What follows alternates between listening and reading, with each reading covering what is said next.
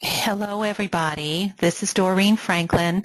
I am the IEP coach for the Southeast region with Central Florida Parent Center. What you're seeing right now is our website, which is www.centralfloridaparentcenter.org. As you can see, there's lots of information here.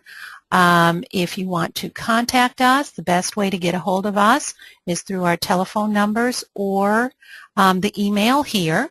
All our services to parents are free. We are federally funded by the Office of Special Education Programs. Anna Bernild, who is the IEP head coach, she is coming on and she will take over and run the rest of the webinar with Judith White. So let me introduce Judith White. Judith is the Secondary Transition Specialist with the Bureau of Exceptional Education and Student Services, otherwise known as BEES, for the Florida Department of Education. Ms. White has almost 30 years professional experience related to education, career development, and transition. Before serving in her current position, Ms. White was the director of the BEES Resource and Information Center. She has also served as Director of Communications and Training for the Florida Center for Advising and Academic Support. Ms. White also holds a Master of Science in Educational Administration from Old Dominion University in Norfolk, Virginia, where she also worked for several years in various positions, including the Director of Experiential Education. Ms. White also has a degree in social work from the Maritime School of Social Work at Dalhousie University in Nova Scotia, Canada, and a Bachelor of Arts from the University of King's College. So without further ado, I give you Judith White from the Florida Department of Education. Okay, good evening, and thank you so much for attending this afternoon. And as was said, I'm going to talk about the new graduation and secondary transition requirements, specifically from a parent's point of view. And to do that, I always like to start with kind of the state of the state or a data review. And in this case, I'm going to show you just some very pertinent data. And the reason I'm going to do that is you're going to see as I talk about the graduation requirements, it's really going to make sense and it's going to matter. Okay, this is the breakdown this year, actually the fall of 14, so the 14-15 school year, of Florida students with disabilities. And you can see that our largest chunk is students with specific learning disabilities at 38%. Most of our areas are shrinking. Unfortunately, autism spectrum disorder is growing, and it grew a full percent from 8% last year to 9% this year. So that's unfortunate. But this just gives you an idea of the types of disability categories. And when I talk about students with disabilities, I'm talking about specifically students with IEPs, not all students with disabilities. And this is the students with disabilities as a percent of the total population, and you can see that this has been falling, and it's kind of evened out the last 2 years at just about 12.9 or 13%. So the numbers of our students as percentage of our total population has been falling. I don't have the official one for 14-15 yet, but I've done the math myself, and it's pretty much the same. Regular class placement. I'm going to talk about this for a few minutes. What this means is the percentage of students with disabilities with IEPs who are in a classroom with their non-disabled peers for at least 80% of the day. And you can see that this has been going up for many years, with an exception in 11-12 where we took a little bit of a dip. But we're at over 71% now. And this is really important because our children are going to spend their lives with their non-disabled peers, and they really should, if at all possible, be in classrooms with non-disabled peers. And this shows you the 7 largest states: California, Illinois, New York, Ohio, Pennsylvania, Texas, and of course Florida. And you can see that Florida at 69.3% is the best in regular class placement of the 7 larger states. The U.S. is represented in the peach at 61.5. Now, if you were looking very carefully at the slide before this, you might say, well, these numbers don't match exactly, and they don't. And that's because the federal government looks at LRE, or least restrictive environment, which is what we call regular class placement, a little bit differently than the state of Florida. For example, they include the children who are in Department of Juvenile Justice or corrections facilities, and Florida does not. So we're really, really proud of how well we're doing. And I want to talk a little bit more about that, because it can be really confusing as to the classroom that the student is in and the course that they're in. So the ideal situation is for all students to be educated together. That can't always happen. There are some really good reasons why there would be separate classes. For example, sometimes students with emotional behavioral disabilities need a smaller group, and their behavior is such that it's disruptive if they were in classrooms with their non-disabled peers. But the classroom your child sits in does not dictate the type of courses that they take. So the classroom is the physical environment where your child is. So some children who are in a general education classroom might be enrolled in ESE courses. And some children in a separate environment, such as the example I just gave of students who are emotionally behavior disabled, may be enrolled in general education courses. So we have to think of these two as very separate things. If it's suggested that your child would do better in a separate classroom environment, be sure you understand and agree with why. There are some good reasons. I mentioned one. There are many, many others. But ask why. We've been finding when we go to districts and we actually talk to students, sometimes they say, oh, you know, in these separate classes, they love us more, but they don't teach us as much. So we really have to try to balance where the child is getting their education and the type of education they're getting. The course. For now, students in 9th grade and below, there's only 2 course choices for course subjects. There's either general education courses or there's access courses. And both are based on the same standards, but the level of complexity is very, very different. And only students who are on access points can take access courses. And they are only for students with significant cognitive disabilities, and parental consent is required. And when the district gets that consent from you, they also have to explain fully that these are different standards, and that it will very much limit the child's ability in the future, but it is because they have a significant cognitive disability and just would not be able to manage the general education courses. We used to have lots of different ESE courses. Most of those are going away, and for reasons I'll explain later. So for the most part now, especially before the 9th grade and in the 9th grade, there are only those 2 choices. And so I wanted to go over that so we don't mix up what's a class and what's a course.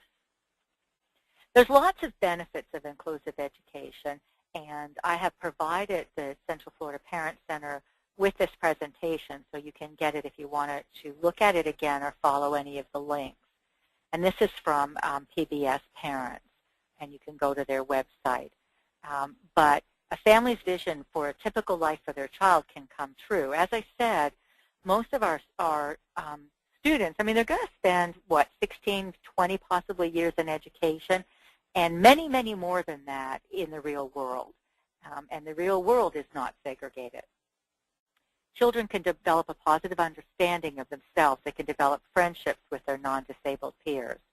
And most important, they learn the academic skills, because all children do learn by being together. So it's good for all of the children. Okay, standard diploma graduation rates. The blue line depicts the graduation rate for all students. And that's the federal uniform graduation rate. This is a 4-year cohort. And this is how the federal government judges states and districts' performance. The red line is the students with disabilities. It's the federal uniform rate. You can see it follows the same trend, but of course it's not as high. The gold rate is the standard diploma rate for students with disabilities, regardless of how long it took the student to get that diploma. Perhaps it took 5 years, 6 years. But it's important that that student did that. And of course, our students have until they're 22. So we look at the graduation rates in a variety of ways. Going from those who graduate to how they graduate. And this is the students with disabilities who've graduated for the last several years. The first column, the standard diploma, depicts all of the students, 42% last year, who graduated with a standard diploma in exactly the same way as all other students, taking the same courses, passing the SCAT, which is now the FSA. The second column shows the students who did all the same courses but got a waiver of the statewide standardized assessments. That number's going up, and that's perfectly okay. We found that some of the districts are being a little too strict on providing waivers to students. They were making them jump through other hoops. And really, as long as the IEP team can show that the student's making satisfactory progress, for example, they're passing their courses, they're able to waive the assessment results.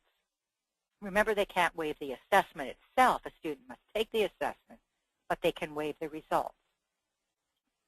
The third is the depiction of students who get what's called a concordant score on the SAT or ACT, and those are college entrance tests. Finally, there's the special diploma.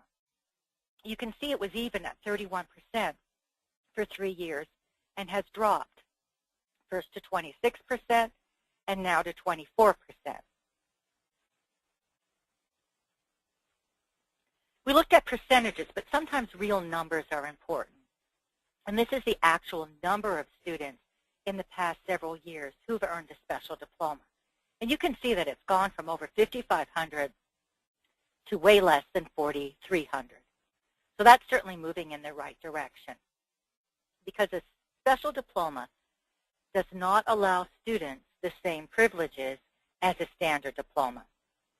Most colleges and technical centers, the military, and many employers do not recognize a special diploma.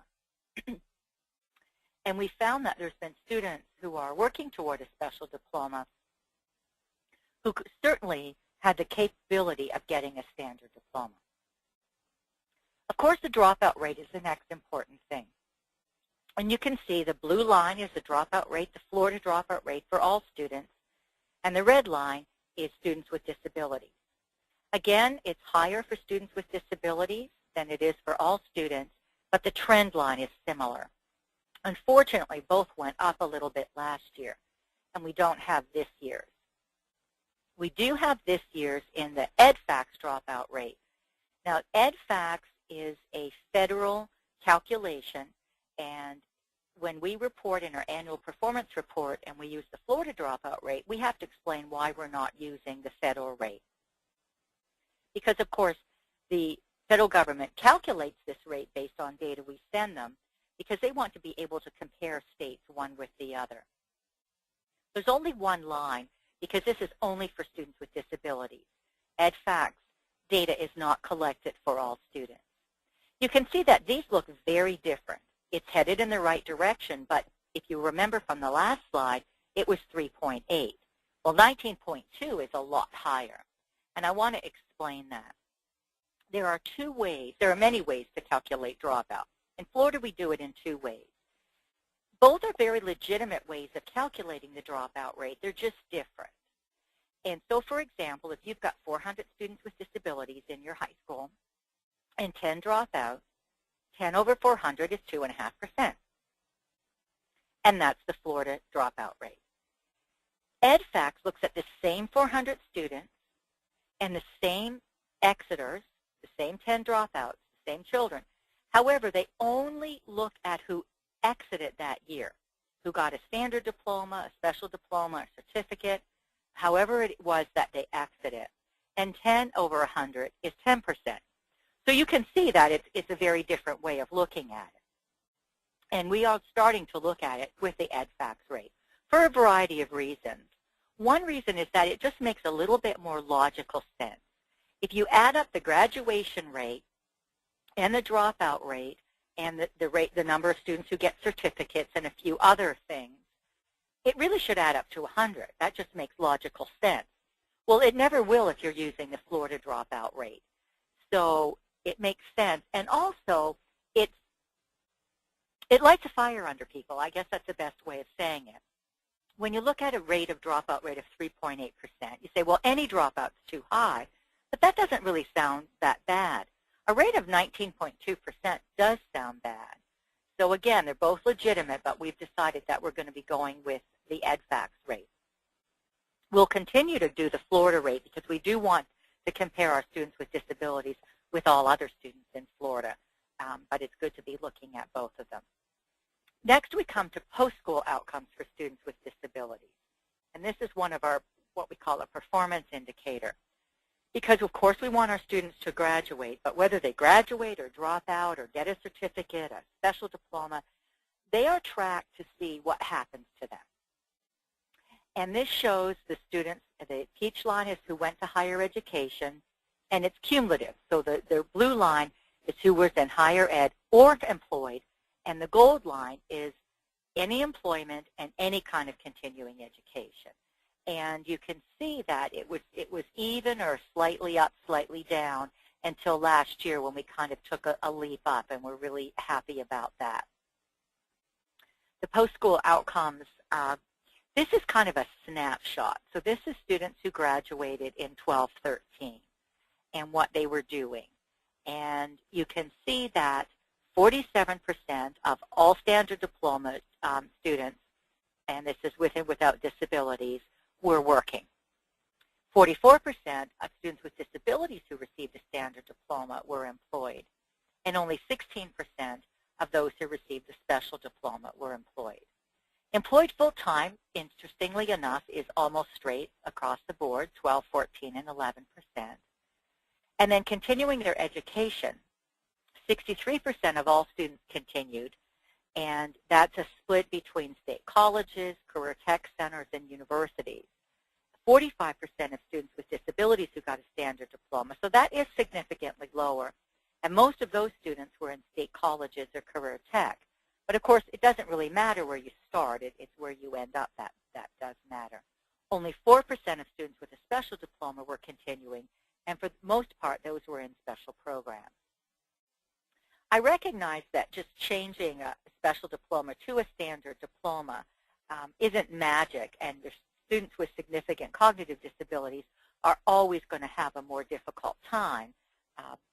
But you can see that also receiving public assistance, all students with a standard diploma at 16%, and it jumps up to 39% for those with a special diploma. Again, some students with significant disabilities, whether cognitive or physical, are always going to be on Social Security. So that will remain a little bit higher, but we could certainly improve because some of that is on public assistance because they're unable to find employment. In 2014, there were several important legislative changes that I'm going to talk about. And the first one I've already kind of alluded to, and that was that the special diploma, the law that created that, and I've given you this section here so that if you're interested later you can go and look up the law. It's repealed as of July 1st, 2015, which means there will be no more special diploma. However, they are making an exception for students who began 9th grade last year or earlier and whose IEPs already documented that they were taking a special diploma may continue to work toward a special diploma. So your child may be already in a special diploma and continuing to work toward one, and that's fine. But after the current 10th graders are repeating 9th graders, after they graduate, there will be no more special diplomas. And your child, if they're in 10th, 11th, and 12th, could switch to a standard diploma if they wanted to do that. So students who began 9th grade in 14-15 this year or later may not work toward a special diploma.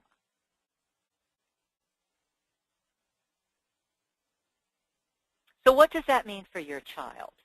It means that your child has the opportunity to earn a standard diploma even if he or she has a significant cognitive disability. It does not mean, and if this happens, certainly we need to know about, that your child is just going to be taken from there. Maybe they were in a sheltered environment taking access courses and dumped into gen ed courses and classes without support. Okay? That's not what it means. There's also a new transition statute, and much of this language was already in other laws and rules, but there were some changes made, and some of them are pretty significant and have to do actually with parents. First of all, transition planning has to begin earlier than ever before, and the legislation just says before, and these highlighted words, the words that are in bold, this is kind of the changes that were made. Before 14, so that could be 12, it could be 10, it really depends on, when you believe that you should start talking to your IEP team and your child about what it is that they're going to do when they finish school. They've added, we've always talked about a student's need for instruction and self-determination, but self-advocacy has been added. And the goal of that is that your child, as much as possible, will be conducting their own IEP meetings. And that certainly should be a goal for your child, of course, based on their abilities. They have to learn about their disability. They have to learn about accommodations they need. If they're going to go on to college or to employment, they need to be able to articulate what they need. You also will be talking about diploma designations. They're going to be talking in your IEP meetings about that, and you will choose whether or not you want your child to work toward one or both. Now, the Scholar and Merit designations are additions to the standard diploma. They are not types of diplomas. And some people are mixing this up because we happen to have two new diploma options for students with disabilities, and we're talking about Scholar and Merit. So some people think, oh, that's what the new diplomas are. That's not the way it works. The Scholar and Merit designations have been on the books and in the law for years. But often they were never mentioned for students with disabilities. It was kind of thought, oh, well, you're working toward a standard diploma, that's all you need. Well, just like their non-disabled peers, our students can go into any program for which they qualify. So the Scholar and Merit designations will be explained to you, and you'd be asked if you want your child to work toward one or both of them. There are no special Scholar and Merit designations just for students with disabilities.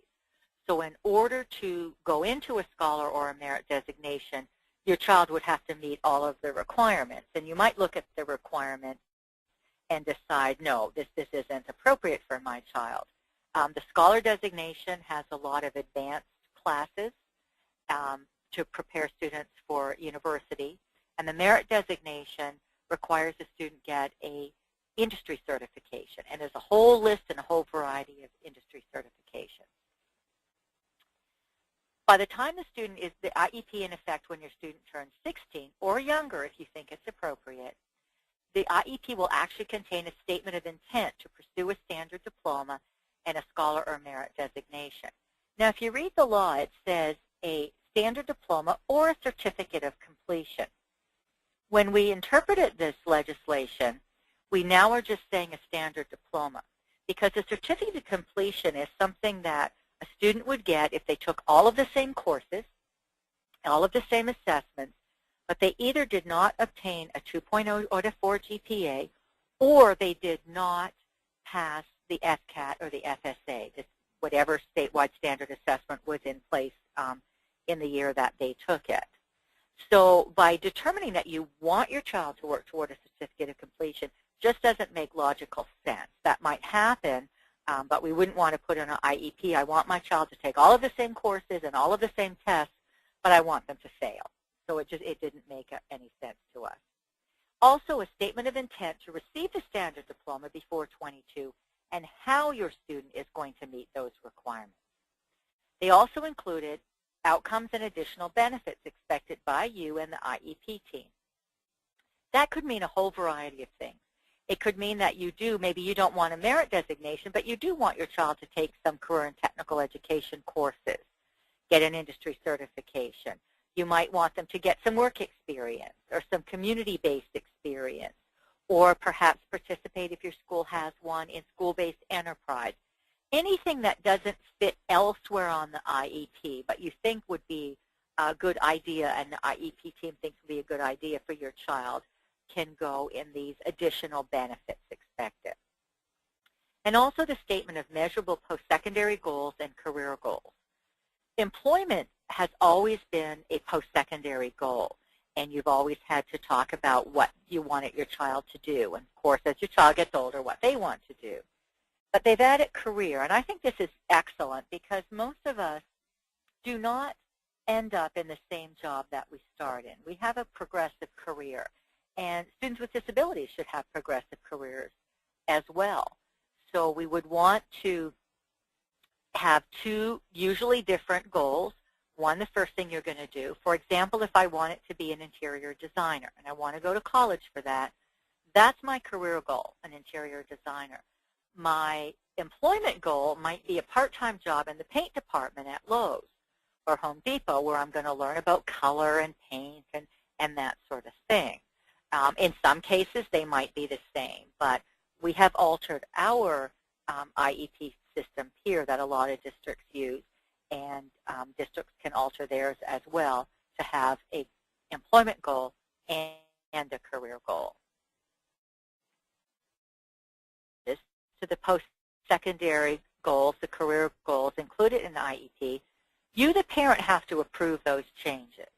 If you didn't attend the IEP meeting, it will be sent home, and it will include contact information, and probably a deadline saying, like, if you don't approve of these changes, please get in touch with us. If you don't approve, discuss it with the rest of your IEP team, of course including your child, to figure out, well, why did this goal change? Does it still make sense? Is it something, you know, that your child wants to do? Is this change logical? If you still don't approve, you can choose an independent reviewer to help you decide if the change was appropriate. We don't think this is going to happen a whole lot because when we're talking about employment and career goals and post-secondary goals, really as your child gets older, it's something that they're going to choose for themselves with your support. But I do want to tell you that this is something that's available to you. High school graduation requirements. This is the section of statute that contains the high school graduation requirements. And now that the special diploma statute is being repealed, all of the high school graduation requirements for all students are in the same statute. And that's where they belong. It's like our laws, our ESE laws, belong with the general education laws, just like our ESE students belong with the general education students. I do want to remind you that most of our students are going to continue to earn a standard diploma by meeting exactly the same requirements as all other students. And remember, almost 60% of students last year did earn their diploma in that way, and that's still expected to grow. The statute, the law required a rule, and that means that they asked the State Board of Education to further define what it said in the statute, and that rule became effective on December. And it describes two high school graduation options that are only available to students with disabilities. But remember, it will be to the minority of students with disabilities because the majority will be following the same graduation requirements as everyone else. And I did provide to the Central Florida Parent Center a chart that has all these on because I'm not going to read through the 24 credit requirements. But the first option is the standard diploma via access courses. And the student must meet the same 24 course requirements as all students, but they will use access courses instead of general education courses. So access Algebra 1 instead of Algebra 1, access biology instead of biology, etc. Now, if a student's already taken some other ESE courses or core courses, they can certainly be used. And in electives, a student might have a CTE course, that's an ESE elective. ESE courses such as learning strategies and that sort of thing, they're not going away because those are needed by students. so that they might be in this mix as well. The student must take the Florida alternate assessment until it's replaced by the new general assessment and the new access end of course exam. Because remember, the access courses have similar standards, but it's at a much lower level. And this is new. They must score a 4 or have the results waived. In the past, to get a special diploma, you had to take the FA, but there was no cutoff score. So there was no reason that the results had to be waived. Well, now that there is a cutoff score, we have to provide the waiver.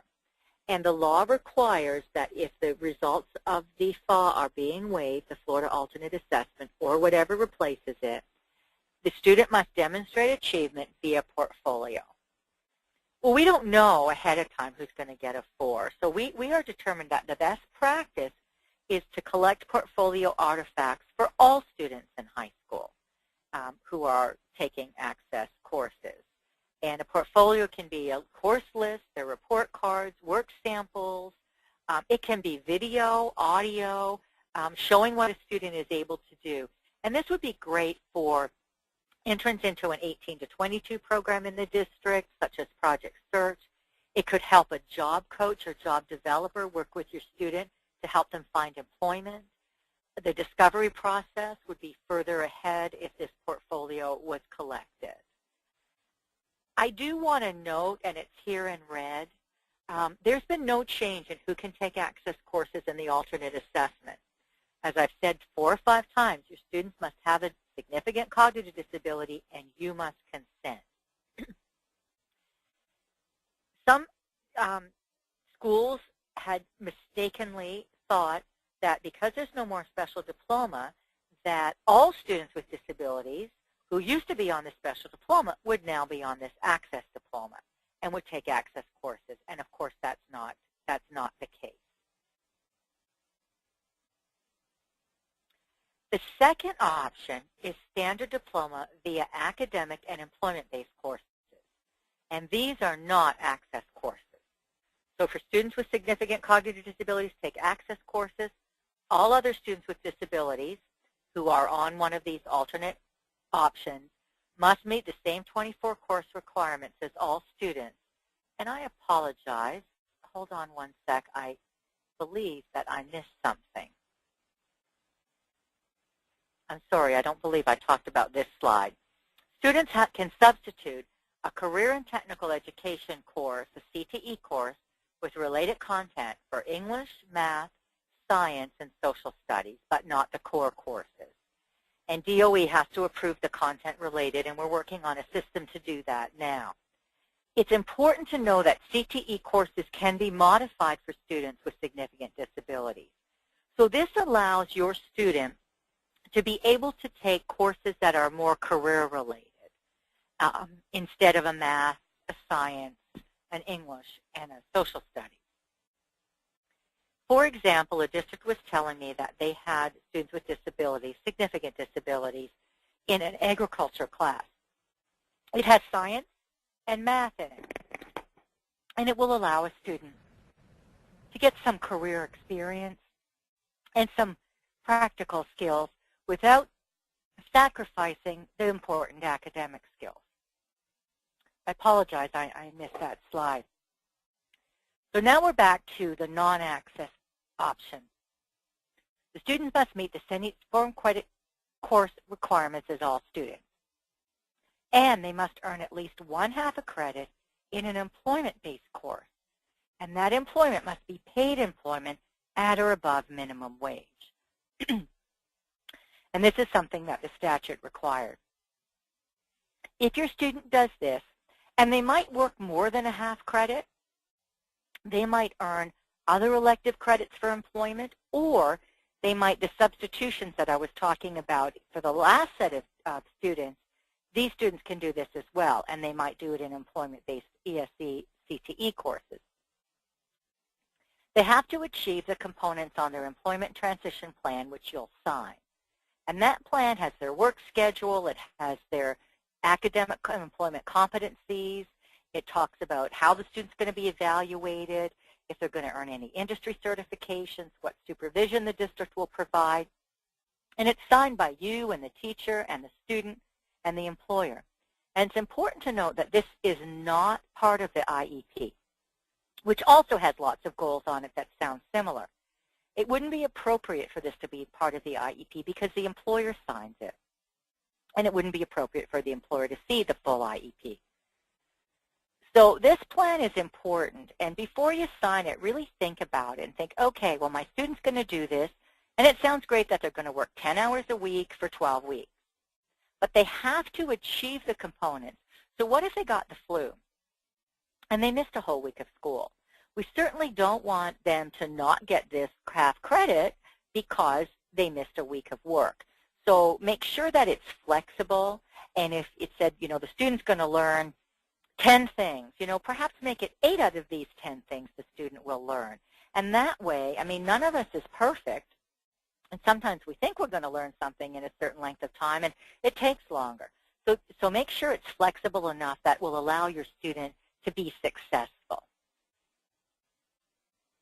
As I mentioned, these students as well can substitute the CTE course with content related for English 4, 1 math, 1 science, and 1 social studies, but not the core courses.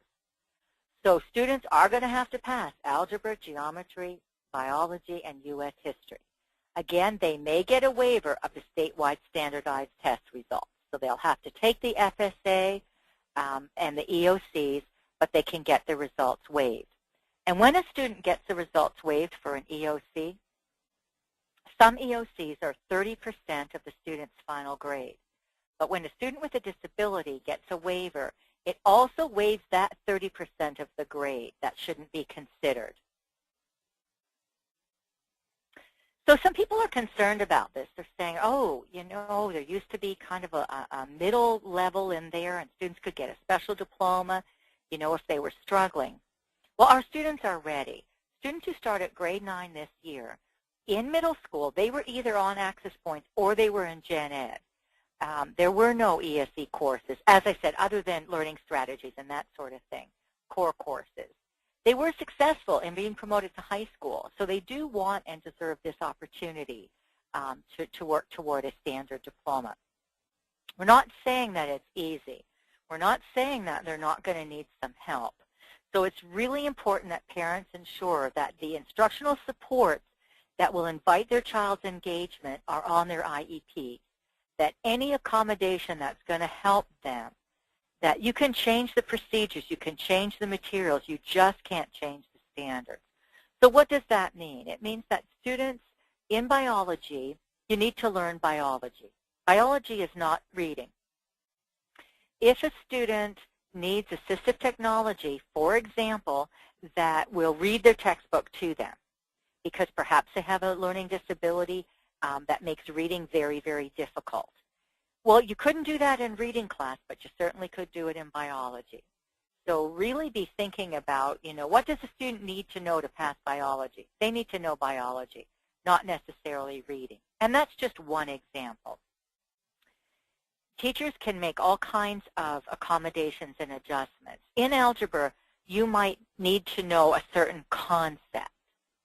And the homework might be 10 questions on that concept, 10 problems that show you understand that concept.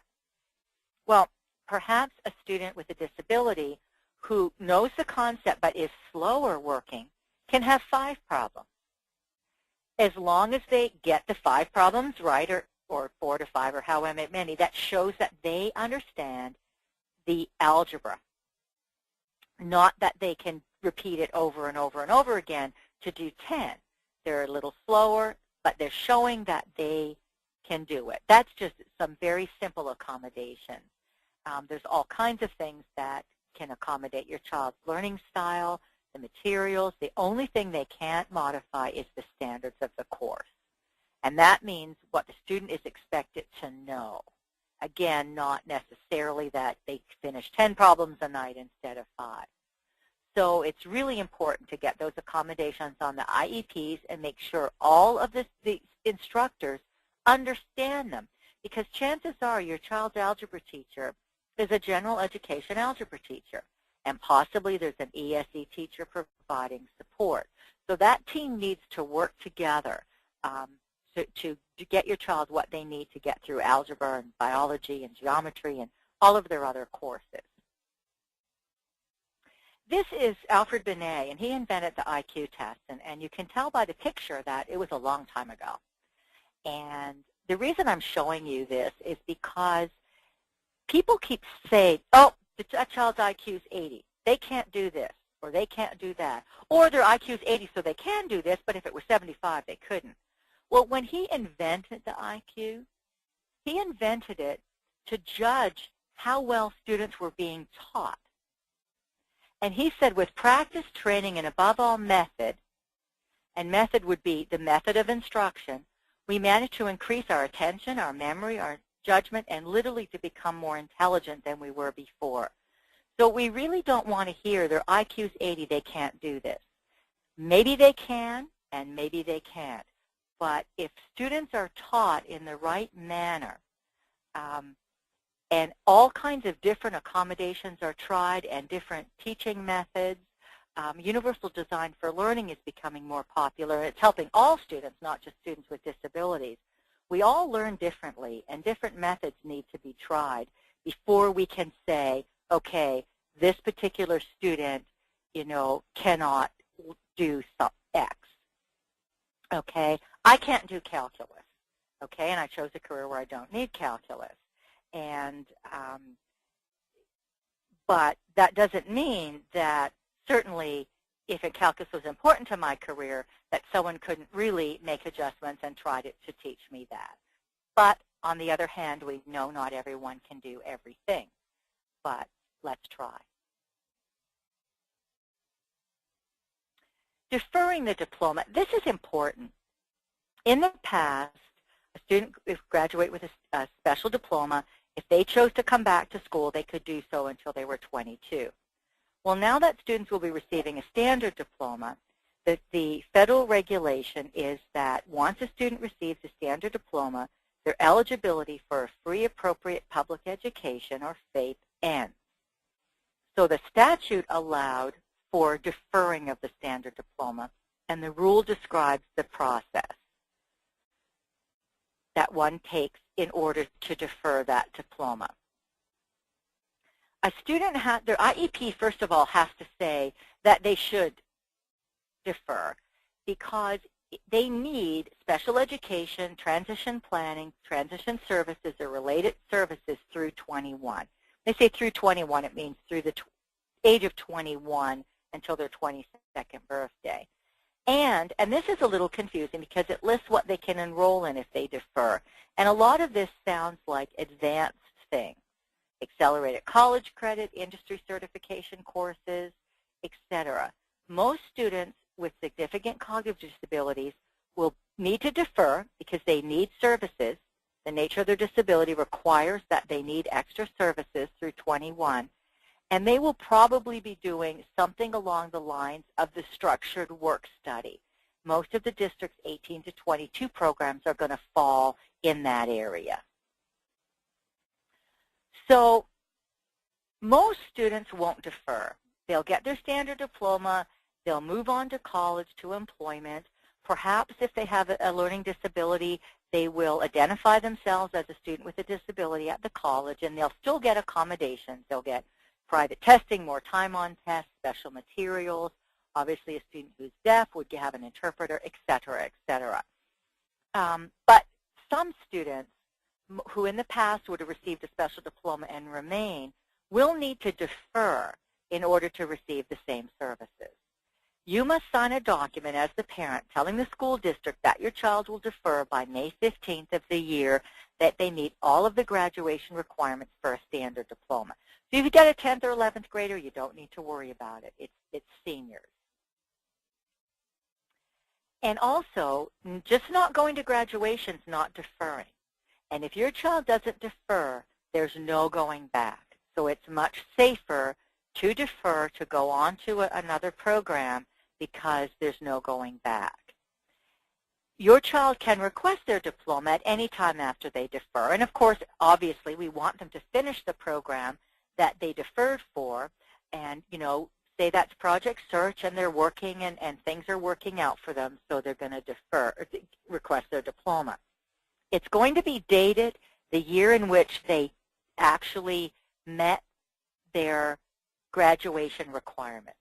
So if they met those requirements this year, the way I look at it is that their diploma would be ordered and kind of put in the closet, put in a file, and then when they come back and say, okay, I'm finished this program now and I want my diploma, the district would then make arrangements to get that diploma to the student. But it is really important because students who just drift away after they get a standard diploma will not be able to return. I wanted to tell you very briefly about some things that are happening or have already happened that make it really important for students to be able to work through and get the standard diploma. And one is the Workforce Innovation and Opportunity Act, or WIOA, and it replaces the Workforce Investment Act. And it requires that Voc Rehab, VR, spend a large portion of their funds on pre-employment services for transition-age students. So your student might be asked they might ask to refer your student to VR earlier than they would have in the past. And that's great. They're going to provide some summer internships, some employment. They're going to be working with the students, and that will really help students get that really good employment and career goal and really decide what it is that they want to do. I don't have a lot of details, and I'm not a Voc Rehab person, but I wanted to bring it to your attention. The other thing that I wanted to bring to your attention is employment first. And currently we are an employment first state in Florida.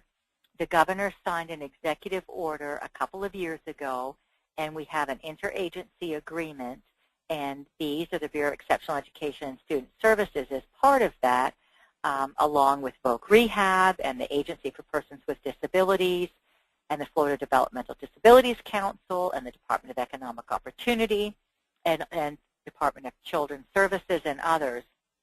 And this year we expect in 2015 legislation to be passed that is going to make this more official, because a governor's executive order can be rescinded by the next government, but the legislation would not be.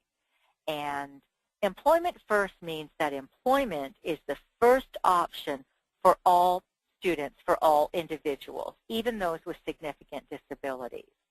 You will see, not all at once, but you will see sheltered workshops becoming a thing of the past, subpar wages becoming a thing of the past. As I said, that's not tomorrow, but it's going to be happening. Under WIOA, Voc Rehab must examine and evaluate individuals before they go into a sheltered environment and decide that that is indeed an appropriate placement. More and more students of your students are going to be working, and it's kind of a change in mindset. You know, sometimes when a student has a fairly significant disability, we don't ask that child, what are you going to be when you grow up? Because we don't expect that they're going to work.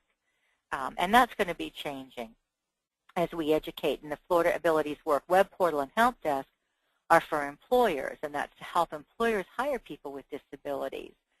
Federal contractors now, and I can't remember the percentage, but they have to hire a certain percentage of individuals with disabilities.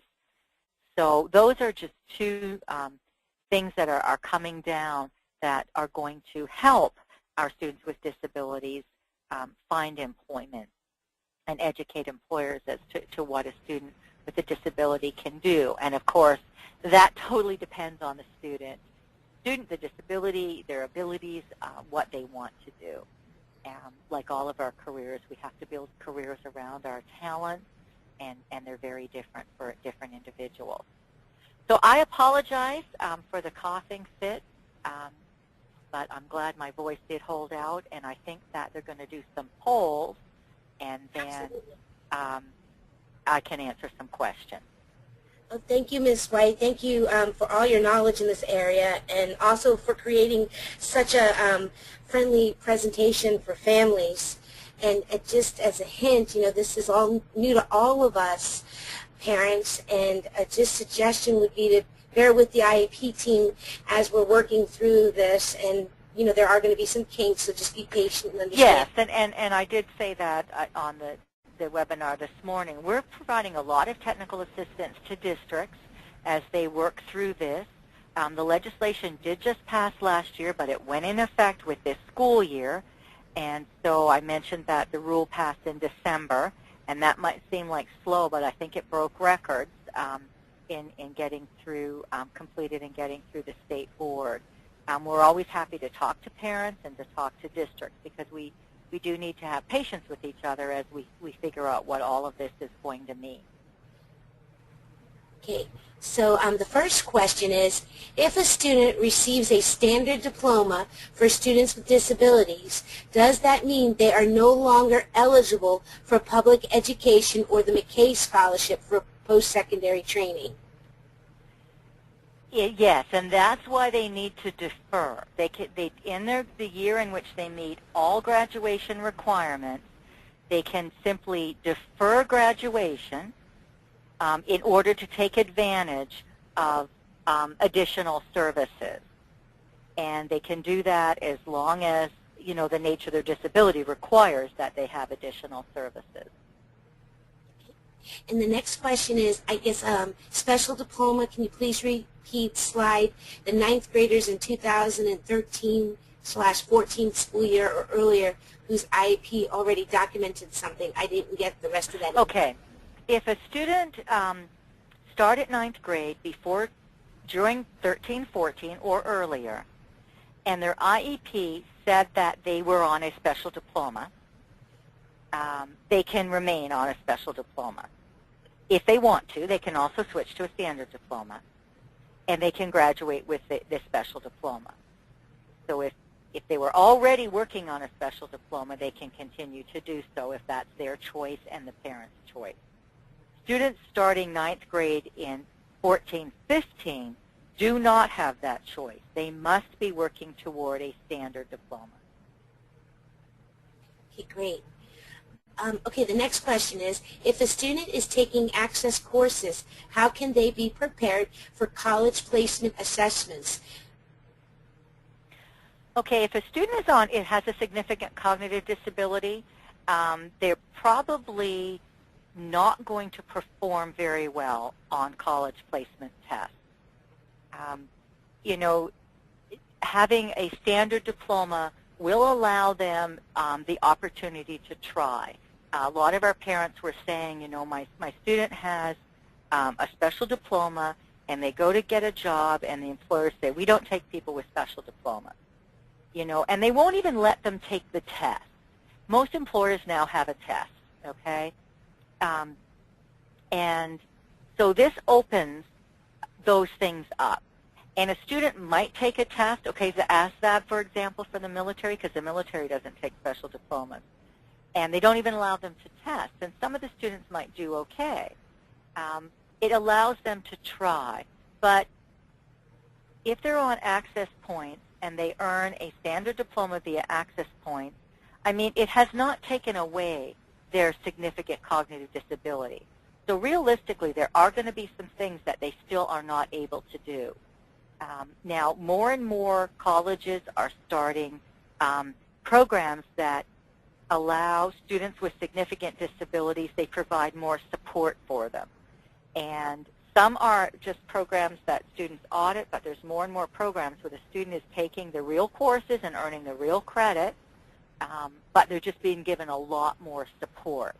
And there's legislation in this year, it hasn't passed yet, it's expected to, but we never know until it happens, that's going to provide large scholarships for students with intellectual disabilities to go to college in comprehensive transition programs. And it's encouraging all colleges and universities to provide these programs for students. But realistically, a student who was taking access courses and took the SAT or the ACT, the standard at which those courses are taught would not prepare them for that. And if a student did well on an entrance test like that, a student with a cognitive disability, I would think that somehow that they should not have been in access courses.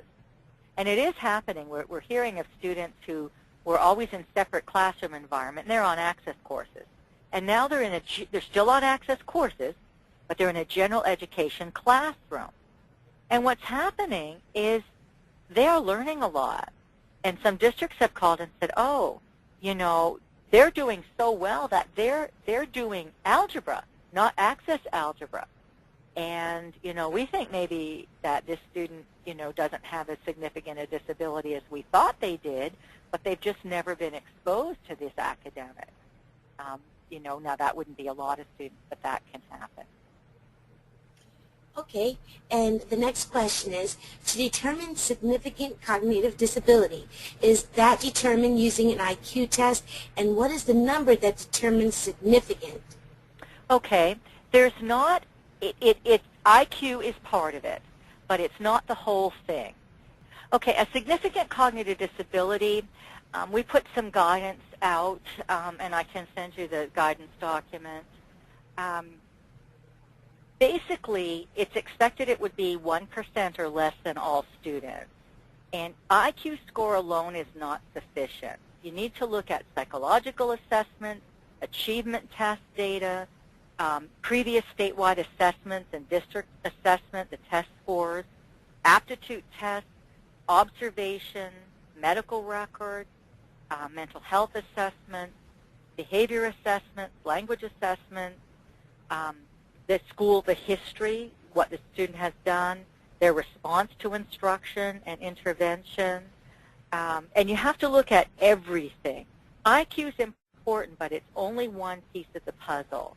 And it has to be something that will impact all aspects of the student's academic, independent functioning, community living, leisure, and vocational. So we're talking something very significant here. And again, it's expected that it's approximately 1% of the total population. Now, not like it's restricted to 1%, but that's how it turns out. And there's, you know, some other reading that people can do on it. But if people are suggesting that your child should be on access points, you should ask them why. What evidence do you have that they've been properly instructed, properly accommodated? Being a little bit behind, struggling, is not significant, okay? And I would keep my child in general education as long as possible. It's certainly not going to hurt them.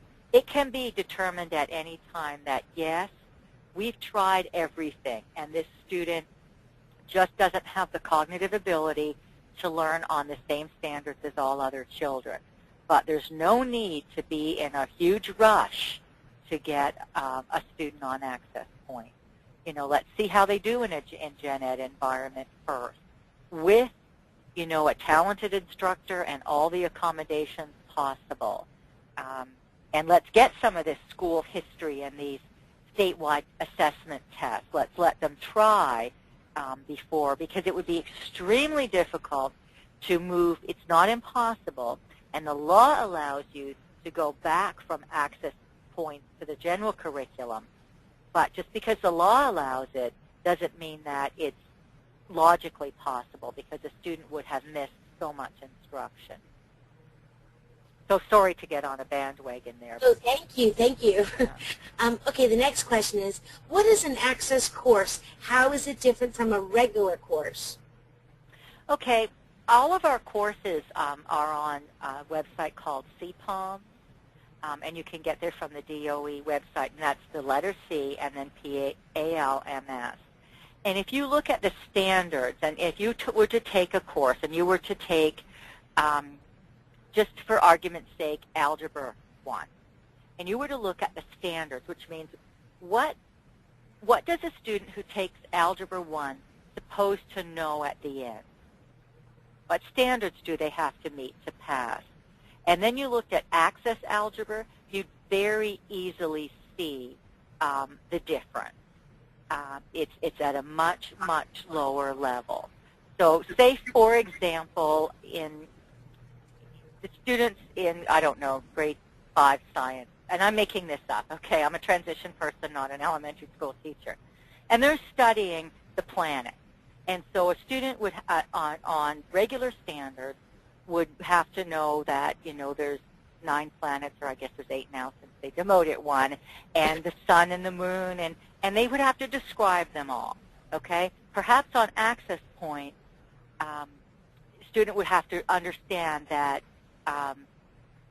there's a moon and it's in the sky. Okay, so, that's just a really quick example, but you can see the difference in standards there of knowing all of that information or just being aware that, we live on Earth and there's something else out there. That's kind of the best I can describe it, but it is at a much, much more basic level. So we're still talking about planets and the moon and the sun and everything, but what a student with a significant cognitive disability is expected to know and understand is much less. And within that access point, there are 3 different levels because, of course, we have students with the most significant disabilities, and then we have students who might have a significant cognitive disability, but they certainly can learn more than some other students. I hope that helps. Yes, thank you. And I included that link in the chat section of the toolbar, the CPOMS link for everybody. Oh, thank you, yeah. And so basically they can just look up, a course and see the various standards. Awesome. Okay, the next question. Would the students with disabilities have to apply for this special diploma? You mean these alternate diplomas? Yes, I guess. Well, that would be an IEP team decision. Okay. You would talk, and it said the IEP must say how the student is going to get a standard diploma. So one of the things in how is on what pathway. And the academic and employment pathway for 9th and 10th graders would be identical, and maybe even for 11th. So really, there's not a whole lot of choice in the very beginning until you start substituting those CTE courses if you want to do that.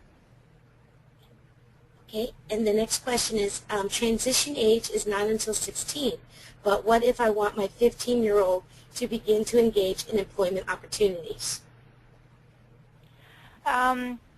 Well, I mean, some things depend on you have to be of a legal age to work in certain environments. But yeah, there's certainly going to be opportunities, especially through WIOA, for more students to get some either unpaid or paid experience. So certainly you can talk. Some of the things in the law that said that you would talk about at 16 really need to be talked about earlier, like, the diploma type, because most students start high school before 16. So you could start talking about when is the appropriate time for your student to start getting some work experience, very early. Okay, and the next question is, I asked my daughter's high school and VR to conduct a pre-employment assessment that would help her at 16 years old. I'm always told that VR doesn't have any money to travel, and they have a wait list for people who need services.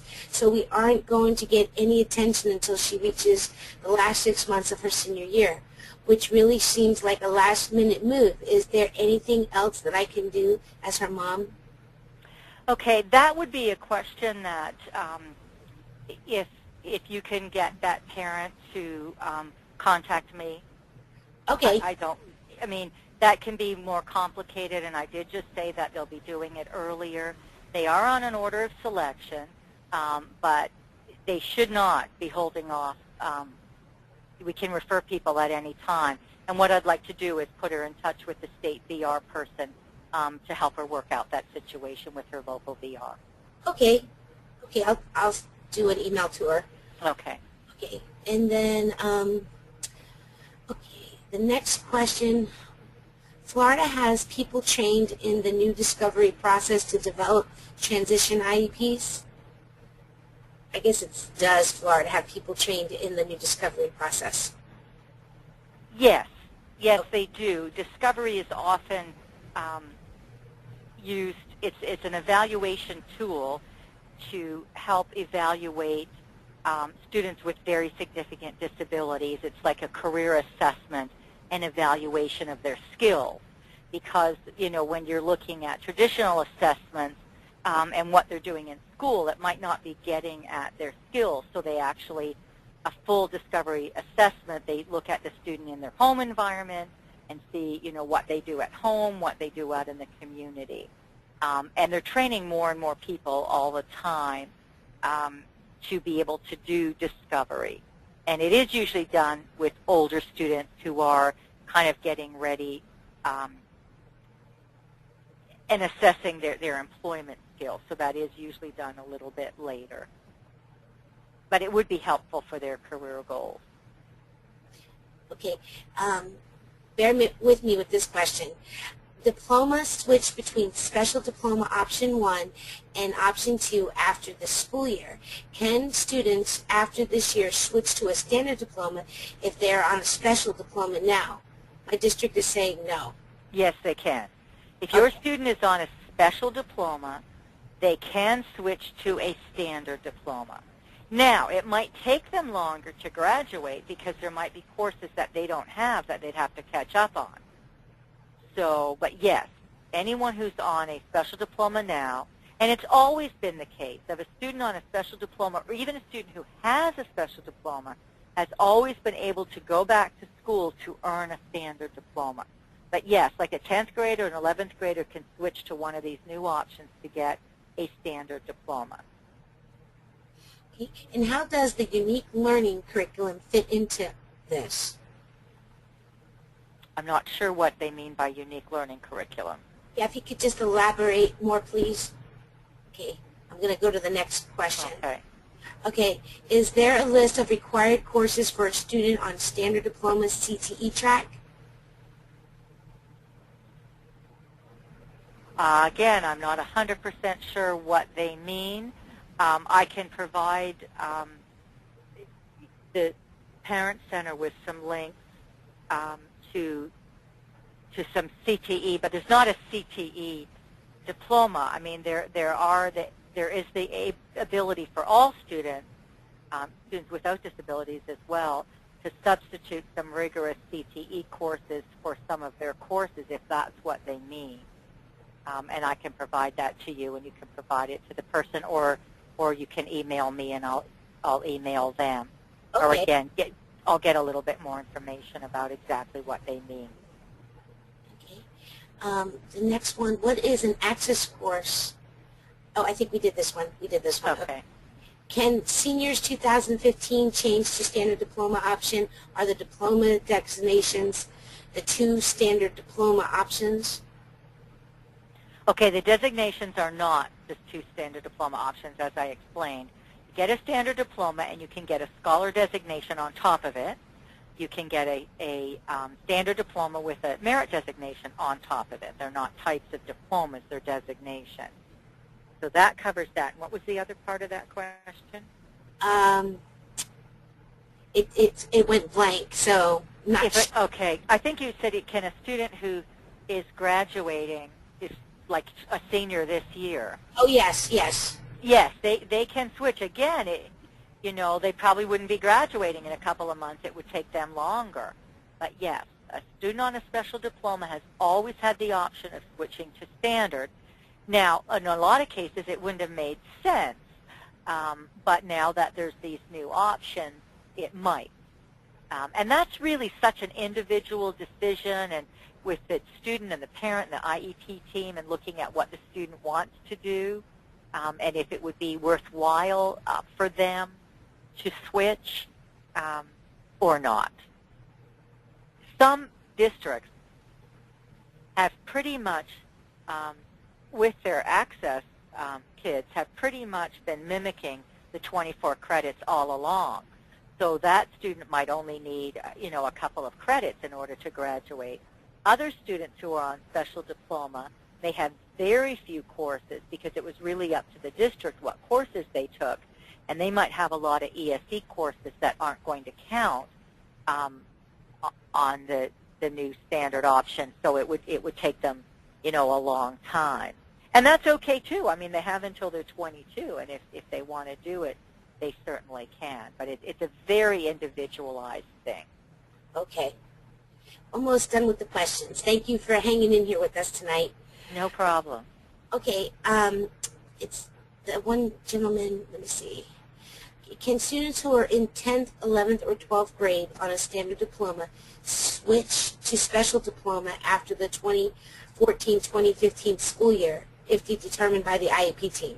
No. Okay. There will be no special diploma, period. And the kids who are in it were grandfathered in. But say, for example, someone was on a standard diploma now and the standard diploma next year, and they were just, they wanted to switch to a special diploma in, say, 2017. A special diploma does not exist any longer, and they would not be able to do that. Okay. A student with a disability such as a speech impairment and who is on the special diploma, would they still not be allowed to take the ASVAB? Probably not. The ASVAB, probably not, because, and that's one of the reasons that we're looking at the change, that the change has been made, because a student with just a speech impairment should not have been on a special diploma. I mean, they have a speech issue, not a cognitive issue. So, really, there were too many children who were getting special diplomas who did have a learning disability, a mild learning disability, or who were speech only. And really, it just wasn't appropriate. It was allowed, and we have adults calling us all the time and saying, look, I've got a special diploma. And yeah, I agreed to it at the time. I didn't really understand. And now I can't get a promotion at work, or whatever. So, a child like that would be definitely not on access point, and they would be getting a standard diploma. They could do it, the way everyone does it, or they could do it on the academic and employment option. Okay. Can a child do just some courses on access points? For example, my child is very far behind in math, but is keeping up with the other core classes. Okay, and the answer to that used to be an absolute no. But recently we've discovered that this is happening. We would want to talk to that school about that student and say, okay, lots of students struggle in math, okay? And if they're doing really well, on their rest, we would want to say, okay, what's exactly going on in math? What, alternate instruction could be provided so that that student could get through math? And when I say a lot of students struggle in math, I don't necessarily mean just students with disabilities. A lot of students struggle in math. And just because a student's struggling does not mean they have a significant cognitive disability. But, once in a while the kind of opposite happens. A student has a significant cognitive disability and they're taking all access courses, but they happen to be able to excel in one area. And, of course, we don't know a whole lot about, intelligence and disabilities and that sort of thing. We might think we do, but there's lots we don't know. So we are looking at that, but again, this would be a very individual thing, and we would want to walk it through and really, really try everything else, because it would limit the child in the future. It might seem easier now, but it would limit them in the future.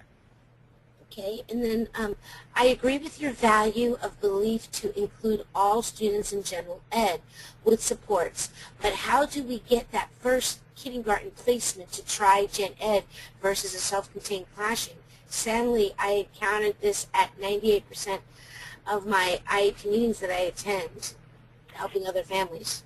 It is difficult.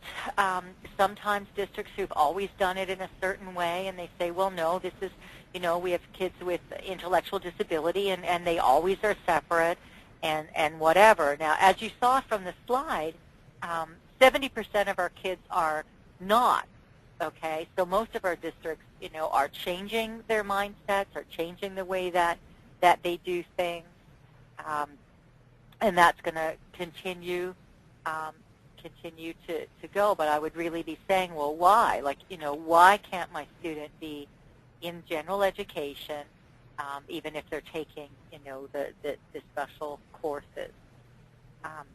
And I'm not an LRE expert, so I can't address that as fully as the transition questions, but certainly they could call and speak to someone here at DOE who is more of an expert in that area than I am. Thank you. The next question is, what kind of help is available for an ESE student that is on honor roll student in all subjects in mainstream classes but has a nonverbal learning disorder and cannot do above 4th grade math? Can he get a math waiver so he can get a standard diploma? Okay, again, I can't answer individual situations without having a lot more details. And I put our contact number there for parents to call us if they need help. Sure, and I know that you can answer a lot of those questions. And we do have a professional staff member on parent call duty every day, a different one. So we handle a lot of parent calls. I would suggest that they go to you, the parent center, but they can also call here and speak with the parent person about their very individual situation. Yes, definitely. And I have to say we're very lucky in Florida because we have a great Department of Education that does serve families. So we've been to a lot of conferences where the Department of Education doesn't speak to families. So we're very lucky in Florida. Yeah, well, we put a lot of time and effort in it. Like we literally have someone, all of us take 2 turns a month to do a half day and, answer. And if it's not our area, we go find the expert and we get that question answered. So we do put a lot of time and effort in working with our families. I know we said the webinar is going to go to 7:30, correct? Yes. And we have like 4 more questions. Do you want me to email you the questions or would you like to continue on? We'll continue. Okay. Okay, so the next question is, if a student with a disability receives an 18-credit diploma, would and then receive a waiver because they perform well in gen ed courses with accommodations, how would that student be able to enter college or pass the ACT or SAT? There should be no reason that a student, if they earn a standard diploma via the 18, those students can still do well in the SAT or ACT. One has nothing to do with the other because they've gotten all the core courses. I would wonder why they were in the 18, but sometimes a student didn't start out in the 18. They were in the 24, but they're anxious to get out, and they have met the 18. So the district does have to let them graduate if they want to. Thank you. Okay, the next question is, how does a student with very significant disability in a profound category meet the new Access Standard Diploma requirements? That's a very good question. It's possible that they wouldn't. It's possible that they would get a certificate of completion, if they weren't able. But that is also why they have the portfolio. And as I said, there are a few levels. And again, we have specialists here who work more with students with significant disabilities than I do. Okay. This is like a follow-up input from the previous question. So my student middle school uses the unique learning system or curriculum. The high school says that they use this the same. This seems to contradict all of the info here tonight. And has special classes gone away? Not all special classes, but some. They still have learning strategies courses that are ESE courses. We have, ESE courses for work experience, for a variety of things, career exploration. But again, I apologize, but some of these questions are just too specific. We'd have to know the district and the school and exactly what they're talking about. But it is true that some districts had special schools that did only special diploma, and they had a very alternate curriculum, and that curriculum would not be appropriate any longer because students need to do the 24 credits along with everyone else. Okay, and then thank you very much for all this information. This webinar was very informative. Lots of great comments coming through. So, okay, and as I said, you can certainly send me the questions that you have, and I can make sure that they get to the expert. I would rather have people wait for an answer than give them one that was only half an answer or incorrect. okay.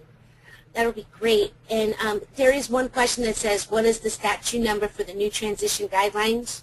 It was in the PowerPoint, but the transition statute is 1003.5716. Okay, and I just put that in the chat. Okay, and it's Transition to Post-Secondary Education and Career Opportunities is the name of the statute. Great. Well, I thank you so much for staying on with us a little extra tonight. You're wonderful. I really enjoyed this, and I've learned so much today. So thank you, and thank you. Oh, you're welcome. And yes. Thank you for the parents who attended. Thank you so much. Have a good evening. You too. Good night, everybody.